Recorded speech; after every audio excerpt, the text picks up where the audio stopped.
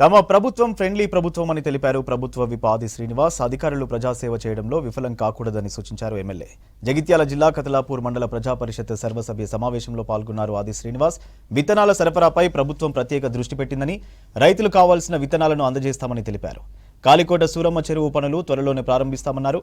వచ్చే నెలలో schools reopen అవుతాయని, విద్యార్థుల సంఖ్యను పెంచేలా ప్రత్యేక చొరవ తీసుకోవాలని సూచించారు విప్ ఆది శ్రీనివాస్.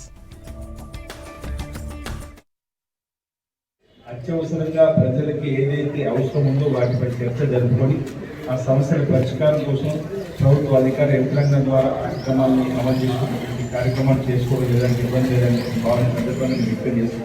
కానీ ఇప్పటికే వ్యవసాయ శాఖకు సంబంధించినటువంటి చర్చ జరగడం, ఇప్పుడు మనకు వానాకాలం పంట ప్రారంభమయ్యే దశలో వర్షాలు రాగానే మరి విత్తనాలు వేసుకోవడానికి కోసం రైతులు సిద్ధంగా ఉన్నటువంటి సందర్భంలో ఈ ప్రాంతంలో ఉన్నటువంటి భూమి సమతుల్యత, భూసార పరీక్షలు, ఇక్కడ ఉన్నటువంటి భూములలో ఏ పంటకు సంబంధించినటువంటి వేస్తే రైతులు లాభం చేపడుతున్నటువంటి బాధ్యత మనందరిపై మనం చర్చించుకున్నాం.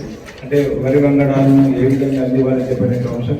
ఆ విధంగా ఇంకా ఈ ప్రాంతంలో ఉన్నటువంటి సమస్యల పరిష్కారం కోసం మరి మీరు సూచనలు సలహాలు చేసినట్టు తప్పనిసరిగా నా వంతు సహకారాన్ని అందిస్తూ